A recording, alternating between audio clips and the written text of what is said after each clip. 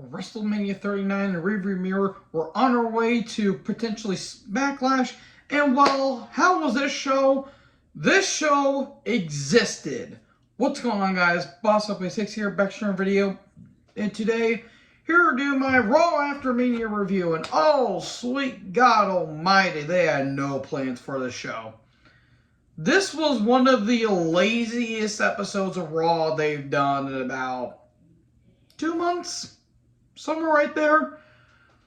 Look, I love Mania 39 was a great event, but if you can't follow up, maybe you shouldn't have, I don't know, do a show right after your event. Besides the ending to the show and maybe the beginning, this show really did nothing. Like, this show had moments, but just nothing clicked. Like, everything was so uninspired. We got a return that happened, and I'll get to it more later, but without wasting any time, it's from Los Angeles, California. We're still sticking by it. We get a Mania recap. Here comes Triple H, the CEO. And he says he's got an announcement that he never talks about. All he does is praise the fans, talk about how Mania was the highest grossing event in history, well, at least in company history. And he says he praised the fans, all that stuff. He praises Stu, who is one of the cameramen. You know what? This was fine. This was fine. I was fine with it. He was praising it. He had an announcement we never got, so basically he pulled a Tony Khan on us. So, okay, it was fine, nothing offensive. It did go on for a bit. The first hour was commercial-free. All of it was talking segments, mainly. And only one match out of it. Well, no, that's not fair. There was one match. There was actually 2 matches. So, yeah. Roman, Solo, and Heyman come down. Roman just getting shrouded in booze. And he talks a little bit, acknowledge me. Here comes Cody. And he says, well, you basically sneaked your way out of every match you basically got. I had you beat and you know it. And he says, there was one word on my mind, rematch. And Heyman's like, when do you want this rematch? And Cody says, how about tonight? No rematch for you. Not now, not ever. Well, how about a tag match? You're fired up. Solo, you're fired up. How about we have a tag match? Okay, on 2 things, though. It is accepted, but you have to have an opponent that wrestled this past week, and if you lose, you can never challenge for the title again. Okay, there you go. So who's Cody's partner going to be? Oh, how about the Russian Bear in human form, Brock Lesnar? So Brock comes down. And him and Cody are like buddy. We don't know what was going to happen. As soon as Brock came down, I'm like, there's no way in hell they're actually doing this. There's no way. We knew from a mile away what was going to happen. I mean, Stevie Wonder saw that coming a mile away, for crying out loud. So there you go. We have our main event set up. Almost with MVP took on Elias. Almost won. Moving on. The Usos are backstage. And Heyman talks to them. Basically says, well, the Tribal Chief will get to you, but for now, why don't you guys do your own thing for tonight?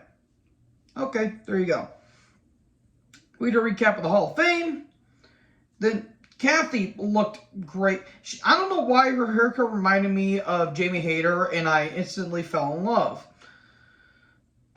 So, yeah, Kathy's at ringside, and Bad Bunny is there. Oh, boy, he'll get involved in something here in a minute. He basically, praised and was very thankful to be at Mania. Here comes Ray. Ray praises the fans. He says, thank you all for being on me through this adventure. Here comes Theory. And the show tanked right there. He talks about Mania. He talks about Cena. He says, no one could touch me. I'm on top of the world. He talks about it like a collection. Ray says, the only collection you're going to have is your teeth. So they have a match. It was fine. I just don't care about Theory. He's a good worker, just no charisma whatsoever. Ray is Ray. Ray does go for the 619, but Dominic and Priest distract. 8-10 down and Theory wins.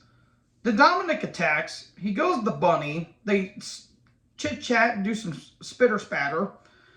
And then Bunny punches Dom.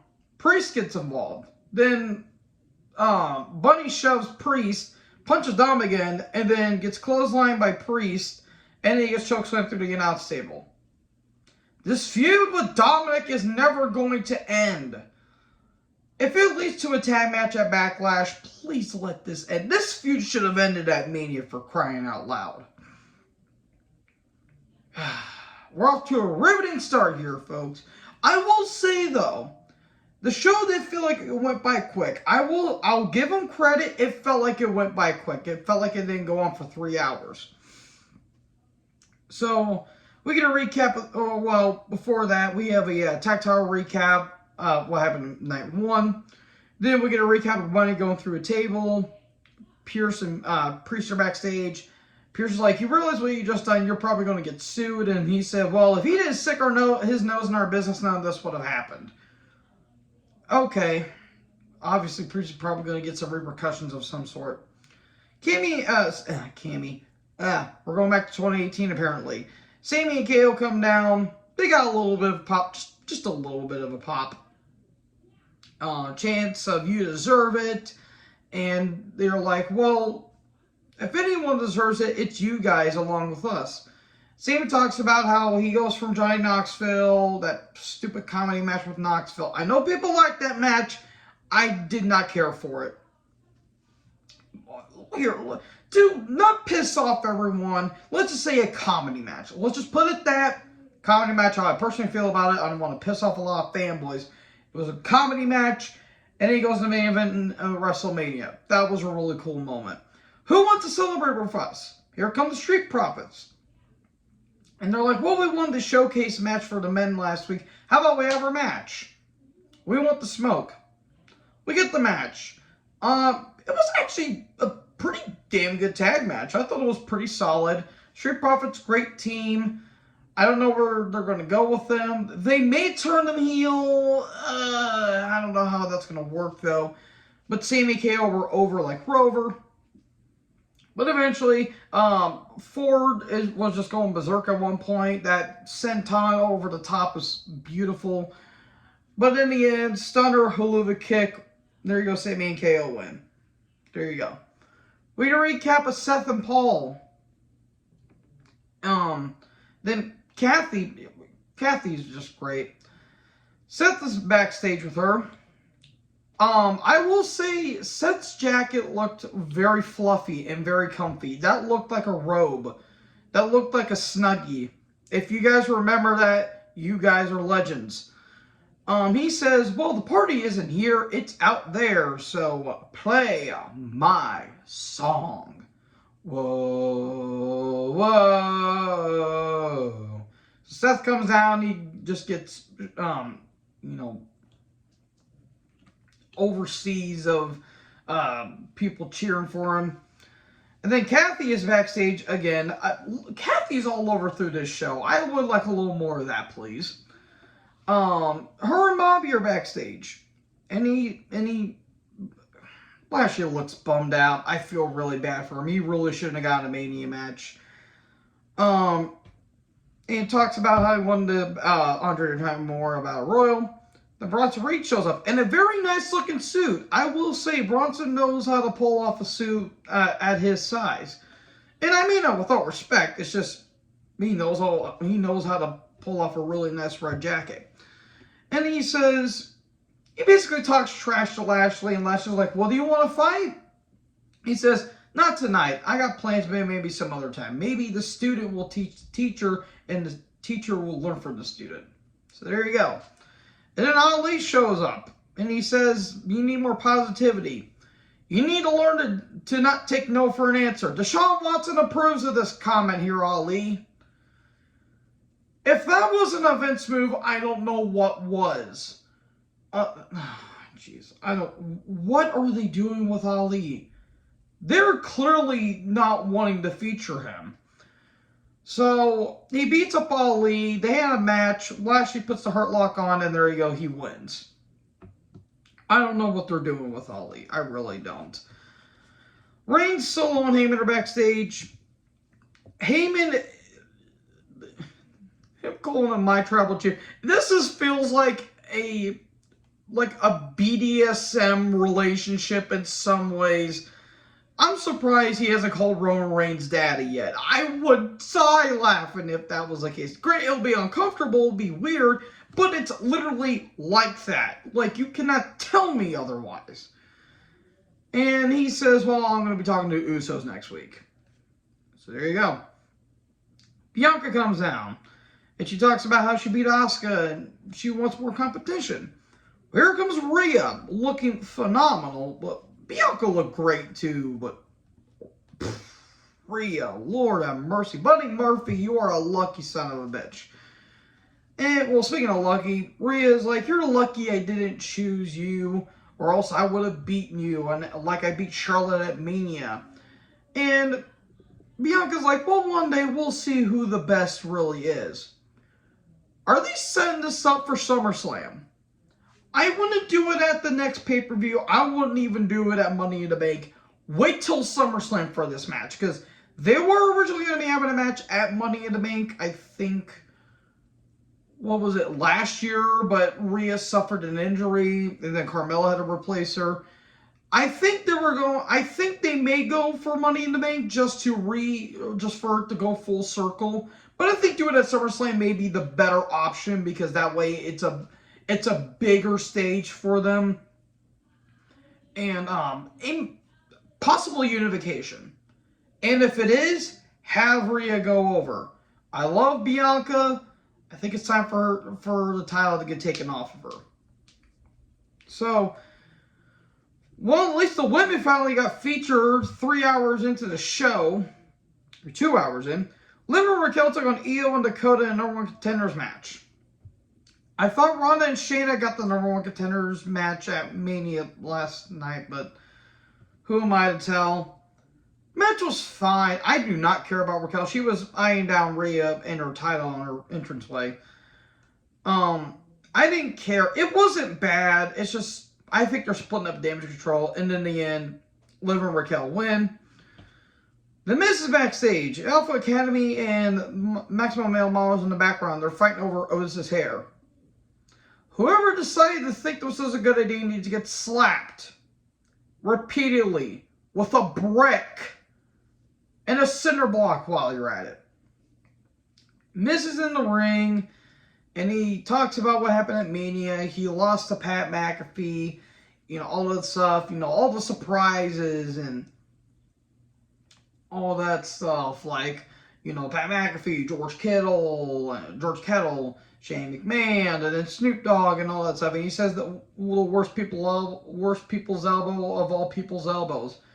Still better than his Frog Splash, though, I will admit. I love Snoop, don't get me wrong. He clearly doesn't give a rat's ass, but I mean, he's not a natural athlete. And Miz says, no more surprises. Here comes Matt Riddle.